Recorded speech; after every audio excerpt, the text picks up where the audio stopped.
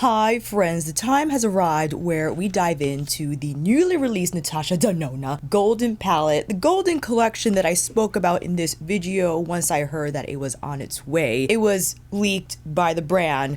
I'm not sure if that's true. I actually don't care. But we got sneak peeks earlier than anticipated, and I decided to dive back into the original gold palette. Just sharing my predictions, which, by the way, let me correct myself here and now. I already corrected myself in a pinned comment on that video, but I mixed up Sparks and Kava. Kava is actually this shade here. I had switched it and thought it was Sparks. My apologies. But we'll get into the comparison swatches, and if it's your first time encountering moi, hi, welcome. I have a bunch of NATASHA DENONA videos on my channel, and I am quite a NATASHA DENONA enjoyer. Just know that is the lens that I will be going over these products through. I'm already excited and enthused for this release, although I understand the critiques. Compared to the original gold palette, which you have already just seen, we were getting the teals, and I believe this released as a holiday palette back in the day, and what many people felt was unique about the gold palette and made it stand out against other palettes with similar shades. And also I mentioned in that video that the gold palette and I didn't get along initially because I failed to understand NATASHA's approach to eyeshadow, to color science. I was combining way too many of matte, which is why the looks turned out muddy, because I wasn't sticking to one or two mattes at a time and truly appreciating the undertones that they present if applied solo. And also a distinct difference, which we'll get into with the swatches, is that we don't have Dijon anymore. Dijon is the mustard brown that we all adored, but it is not in the golden palette, because I'm sure, as we've seen from the original gold through the current golden, that NATASHA loves a monochromatic moment. All right, she says that this is the new and improved. I'm not sure if many people agree with improved, again with the omission of the teal shades and such, but I gotta say, improvement over the packaging. This was cute, all right, it's giving gold metallic, but this is giving actual melted gold. Like, I can jump in and swim in this remarkably designed compact. I gotta hand it to the team for creating something so luxuriously looking. I mean, oh, I'm not even gonna open it now. I'm not gonna open it now. Wait our turn. Next up, we have the Golden Highlighter Trio, which I was excited to see because we love NATASHA's highlighter formulas, except personally did not like the high gen powder hybrid bomb something. I still have it, you know, I can still play with it, and perhaps eventually I'll find my way with that product, but right now I haven't. My apologies. But the trio takes on the same design as the palette. How beautiful is this pairing? It's so shiny, it's taking away the light from my face, for heaven's sake. We got, I can't. Again, we'll wait till the swatches. This is is it a new formula? I have to double check her Instagram. And lastly, we have the gloss. My apologies for not sharing prices. I feel that we're not concerned with the price at this point. We know it's NATASHA DENONA, all right? It's available at Sephora, Ulta, Beautylish. If you want to get those points or use those points, just shop at Ulta, all right? I gotta say though, before I get to the gloss, my apologies, I ordered this from Sephora on a Monday, and shout out to, hold on, let me get the username, ND4856. Shout out to you for letting me know that the palette, the collection, was available early access on the Sephora app, but it said notify when available, but you could still add it to your loves. And even though you couldn't add it directly from product page to basket, you technically, after adding it as a love, take it from the love list into basket. I thought that was a strange glitch, but it worked to my advantage. In addition, not only did I get the free shipping, and I saw under the free shipping option, which was Wednesday, that I could pay $12.95 for a Thursday delivery. I'm like, that's a day late. Why? Anyway, I didn't expect it to arrive on Wednesday. I thought that was quite an ambitious arrival date, but did it arrive not only on the day it estimated, but 7:40 in the morning? I was expecting this palette to arrive sometime in the afternoon, and I was anticipating how my day will roll out, and no, she arrived just in time. So, introducing my brand new golden collection featuring the golden eyeshadow palette. Oh, I forgot the gloss. We'll get into the gloss in a minute. An elevated version of my original beloved gold palette, ultra ultra wearable palette features the popular golden hued shades with more enhanced, new, perfectly complementing browns, replacing the original teals from the gold palette. I don't know if that was the right move, Natasha, but okay. And debuting the new Golden Highlighter Trio Multi-Use Hybrid Glow Palette and the new Golden Glimmer Gloss Shimmering Lip Plumper. I don't like plumping things. I didn't anticipate, well, I should have anticipated that it would have been plumping something, but the packaging quite modest compared to the two compacts. It does have the gold chrome cap and just the shiny gold lettering. Imagine if the entire unit was like that melted gold look, and ooh, that would have been real nice. Maybe she'll do that for a holiday release limited edition. I don't know, that would be kind of cute. And I will post all products that I have applied on my face down below. I thought it was a fitting choice to apply Suqqu's Cream Touch Blush in Kimitsu S01 because this is basically what's going on in the golden palette from a matte powder perspective, as well as a little bit of the Forever Glow on the cheekbones. I know, I'm sorry, but we'll still plop on the highlighters 100%, and a little bit of the Say Dew Bronze just for a little bit of warmth on the complexion. Now that we've seen the compacts, I think it's time to get into these comparison swatches so we can get into the looks as well as some shiny cheeks that are on our way. That means you gotta come in a little closer. That's enough. I got the shade notes here to make a distinction between what's new and what's kind of old or revamped, whatever they call it. Ooh, let's open her up close. Isn't that just, my goodness, untouched? And like I said, I know some of us disappointed that she decided to not include the teals, okay? She decided to not include the teals, so we're having more of a monochromatic golden moment. This is beautiful, 100%. I predicted that even though she didn't include lime chrome or aurora, that maybe she would have a quiet duochrome moment in the palette. I don't think that's the case. She definitely stood her ground with the golden concept heavily. Let me take off this watch because I'm gonna need all the wrist room, and I already got the tan line from the watch.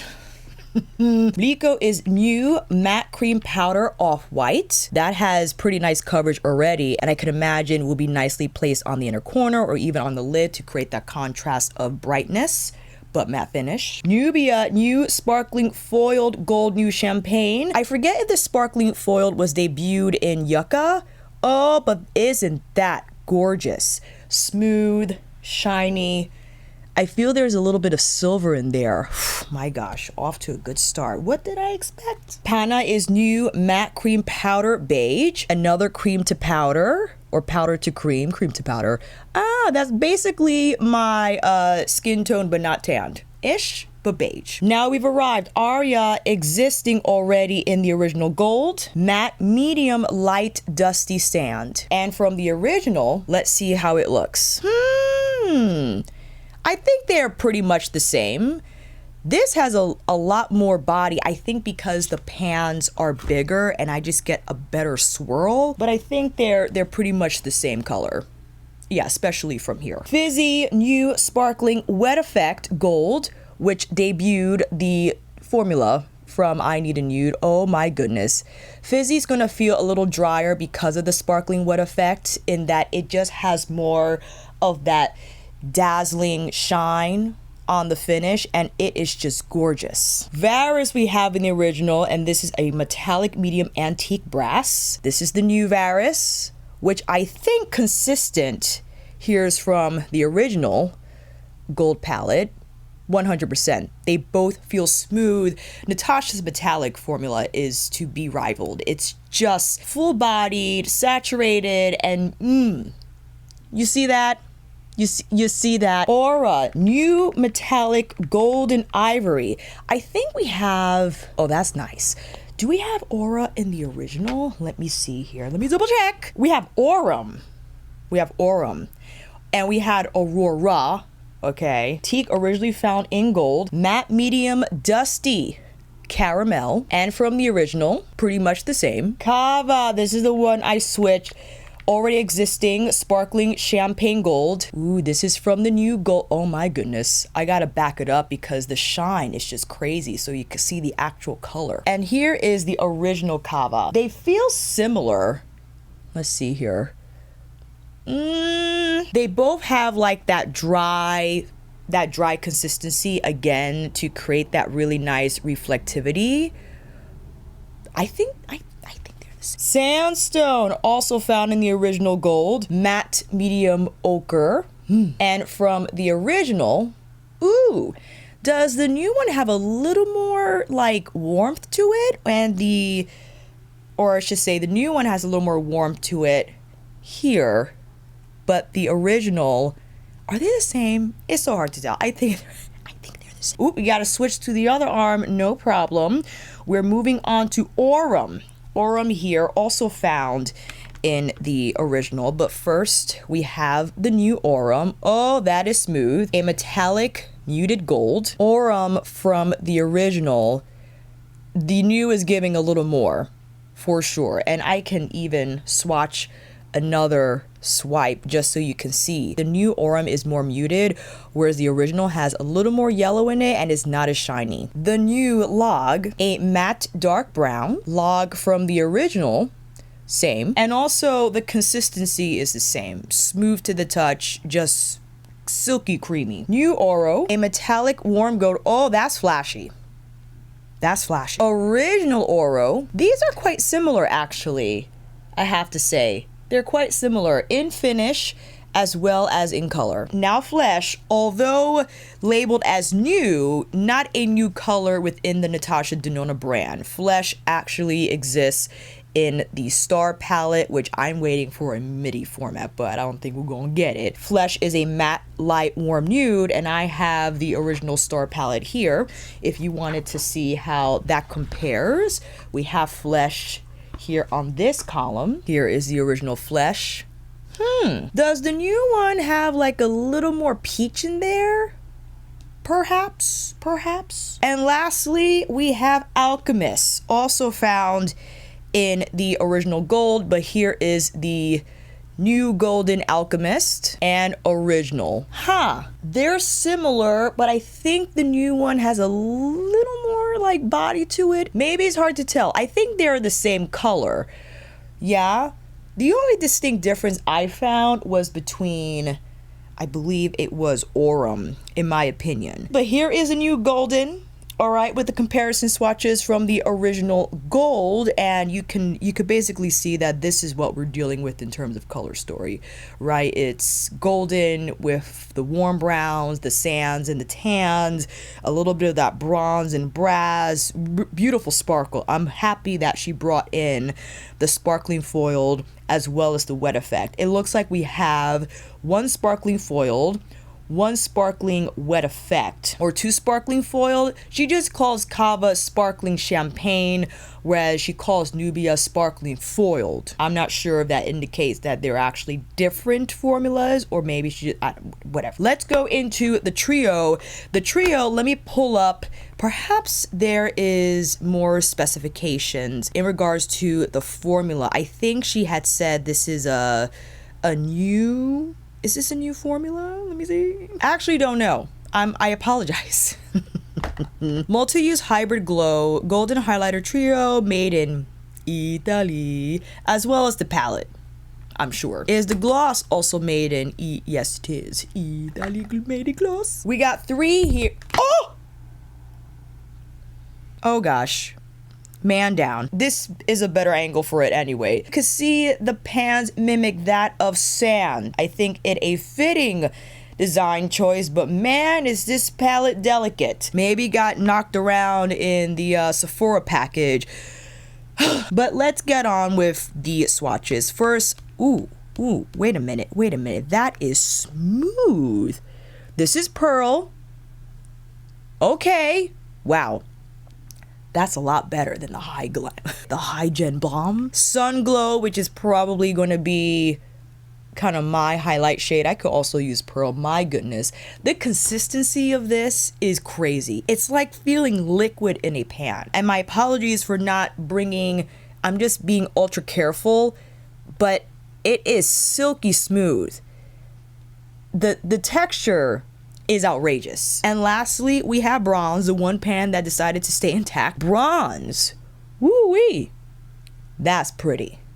Let me back up a little bit so you can see the color better, because the shine, there it is outrageous. Whoa. Let's start actually with plopping on some of these highlighters. I cannot wait. I'm also going to powder down a little bit because it's summer's here, and as much as I love the cream touch is giving dew, and I like that in person, but on camera, maybe not so much. So let me just tap down a little bit so we can better see, there we go, the effect of the highlighter and the dewiness of my cheeks not taking away from the star event. Let's start with Pearl, and I'm using a goat hair brush, specifically my Bobodo and Yoshiki collaboration brush, applying Pearl right on the cheekbones. Okay, that's nice. I like that. I like how it applies. I could imagine it would greatly benefit from applying on a cheek that has a little bit of zhuzh on it, meaning that's not completely powdered down, and I'm sure that's what Natasha would follow up with, that this portion of the cheeks would have either a balm on it, or she would go in with one of her older palettes and use the glow cream base from one of the pans and then slap on the multi glow. That's pretty. Looks smooth on the cheekbones too. Okay, but now the sun glow, I'll apply a little lower. Oh my.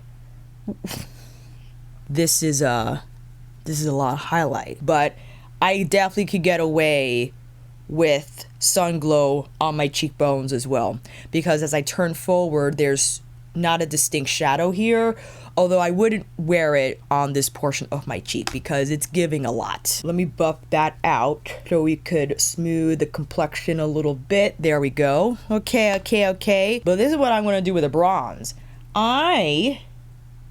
Yes, right into the hollows. That's it. Providing not only a little bit of bronze, but also, whoa, Alicia, you're getting out of hand. Let's buff that, because I think, as I believe, the swirl and twirl will smooth out the finish, but still will leave the bronze behind. Well, isn't that lovely? Oh my heavens. And wouldn't this pair beautifully with the bronze face palette that nobody likes but me and a few others? That will be outstandingly gorgeous together. But I'm quite happy with what we're getting from the highlighter trio. Do you need to get it? Meh. You know, if you have a lot of Natasha Denona's face palettes, the quads, they also are serving beautiful highlight. Especially if you have the I Need a Nude Glow highlighter. I think that's one of Natasha's best highlighting products, period. That's the gelée-based type of formula, and that just is outrageously gorgeous. And I would actually argue that's more skin texture friendly than the hybrid multi-glow. What is this product? Okay, the multi-use hybrid glow, because this still is like a powder, is leaning more on powder versus gelée. Let me get the I Need a Nude. Versus this being completely baked, right? And naturally will leave behind a smoother finish on the skin, in my opinion. But the highlighter trio ain't bad. It ain't bad. Now it's time to get into this eyeshadow, which I'm sure you have been waiting for. For the sake of time, I am doing 2 looks. Yes, you heard that correctly. I know I do the 6 looks, but for me to film, edit twice, and to get this video up on the same day this palette arrived, we're gonna have to make some decisions here. Since I'm already acquainted with the original gold, this is my suggestion. Don't try to combine all these mattes at once, because they will appear muddy. I think it wise to stick with 1 or 2 at a time. And with that said, I'll go in with Sandstone first, and this is the medium ochre shade, which soft through my crease, but still provides a nice base for any of these goals to work on. And the creamy matte formula from Natasha is just outrageous. You can see how easily the texture diffuses on my skin. It appears soft, but you can still build the color intensity without it appearing heavy on the skin.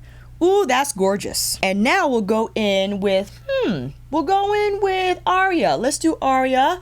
Again, that is the light dusty sand compared to what sandstone is giving. Aria naturally will appear softer overall, whereas sandstone is going to appear, I think, a little warmer, and perhaps will be the closest to what Dijon gave in the original palette. Aria, as you can see, leaning a little more neutral on my skin tone, whereas sandstone with the ochre reminiscent of Dijon a touch. Now let's go in what are the new shades, because we already saw the old shades in action, which means Nubia is up next. I'm taking my Bobodo and Tuckahoe collaboration brush.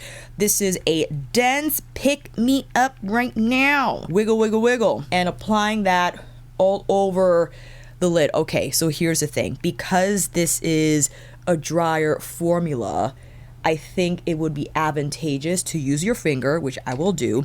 This will probably pair better with a texture like Varus because it's creamier and has a little more grab with the bristles. Nubia, I think, is going to be a finger moment because it's a lot lighter in texture than Varus and the other metallics in here. But man, is the shine just gorgeous. Woo! And the base color is light too. It's still giving the gold nude moment 100%, but my goodness, from here it's like diamonds on my eyeballs. Woof. I would like to use Varus as a means to provide some shading here on the outer V and to add a little bit of depth without necessarily using log. And the Varus texture, which is metallic, beautifully smooth, easy to pick up with the brush, but you can see there it provides a little bit of coloring without overwhelming the entire eye. Nubia is still the star attraction for this look. I can also go in with log on the lash line if I wanted a little more intensity. Is it Mliko or Milko? Milko? Mliko. I spelled it wrong on my list. On the inner corner, I am interested to see how this translates as a matte highlight moment. And with that said, I'll take this color on the inner corner and bringing up a little higher. I don't know how I feel about Mliko. Mliko might be better appreciated on the lid as like a contrast moment if you wanted like that beige matte finish on the lid, you know what I mean? Because right now I think it's bringing, well, let me shut up and just finish this. I'll apply a little more here on the upper region of the arc. Maybe that will help bring the entire thing together. I wanted to go in with Fizzy. Fizzy is the sparkling wet effect, and I like to use sparkling wet effect as a finisher and giving Nubia even more twinkle and shine. My heavens. And now, sweeping log, I would like to continue with this idea where I have a little more depth here on the lash line. If you want more, I would suggest that you go in with a pencil and then with log on top for color reinforcement as well as increased longevity. But tapping along the lash line is enough for what I wish to achieve. You know what I mean? And definitely taking something here on the inner corner. And I would like to go in with Aura. That is the new metallic golden ivory. Why not? I'll make sure I'll wipe this brush because I don't want to get log on the lower inner corner. That will be a tough, that will be an interesting look. This might be too big, but I think I need it for the best pickup. There we go. Also, let me tap this on Mliko because I think that's going to give it a little more pop, as Aura is the ivory shade and I think fitting to pair with Mliko. And I'll continue using sandstone here on the lower part of my eye as I'll keep it soft here and heavier up top. Now, let's go in with eye number 2. I had already set it up with Aura. Interesting because Aura is a little more neutral. Maybe I'll go in with Alchemist, metallic brass, and allow me to use my Tuckahoe brush again. Now, okay, this formula is creamier, so it's going to have a lot more grab than Nubia. and that really just plopped itself on easily on the lid. Okay, and because this is metallic, maybe a more fitting finish to pair with the wet effect, because this will have more of a burnished finish versus Nubia. Nubia was sparkling from the beginning, right? If you wanted more of that dazzling effect to occur, then I would go in with Fizzy or even Cava, okay, the sparkling champagne gold we find here. I could easily just tap that on and see how that's going to increase the dimension of Alchemist. Not only it will appear lighter gold on the center, but look at that shine. Incredible. For the inner corner, we could go in with, I mean, Aura, Cava, maybe Nubia, sure. Fizzy, I think. Yes, Fizzy is the wet effect, but we'll see it in action solo, because originally I applied Fizzy on top of Nubia for some extra powwow, but Fizzy on the inner corner is just gorgeous. Also, why not? I'll go in with Aura to lighten it up a little bit.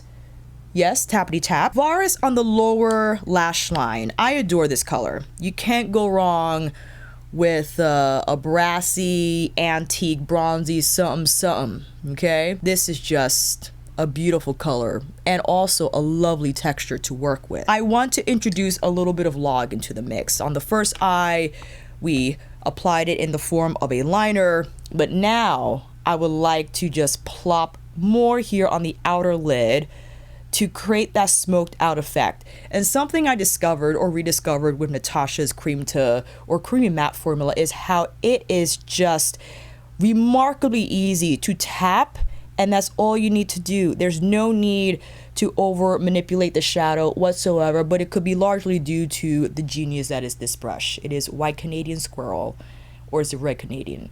One of those. The brush basically just does everything. I need to do nothing except just have these eyes. Bring a little bit here on the lower corner, sweep it through the crease to diffuse that blend.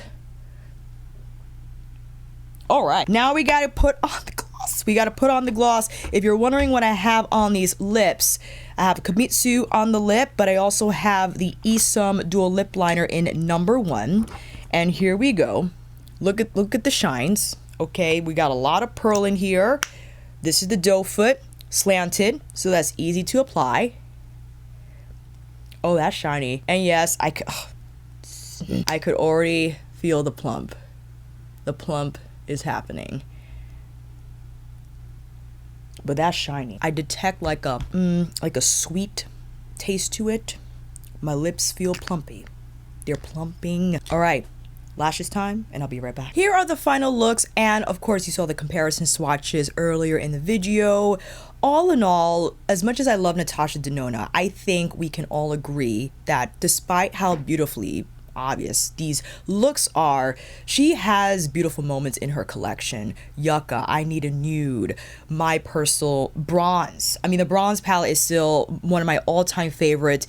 Even Zendo, she's giving the sparkle, she's giving the foiled in several palettes. Xenon, it's more so, do you want this specific color story to exist in your Natasha Denona collection?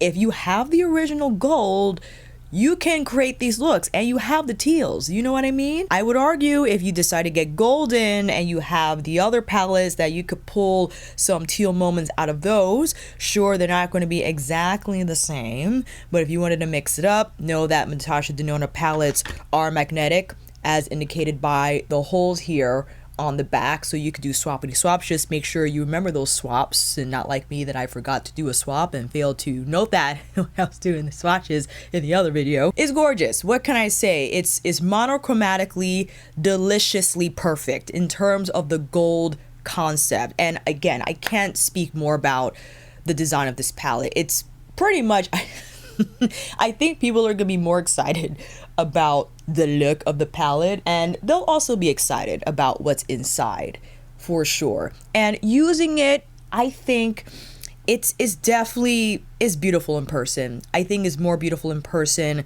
than what you see online. You have to shine a hard light on it to truly experience the twinkle factor for the wet effect and the spoiled foiled, sparkling foiled finishes here. The mattes are consistent in terms of the performance. I wouldn't expect anything less from Natasha.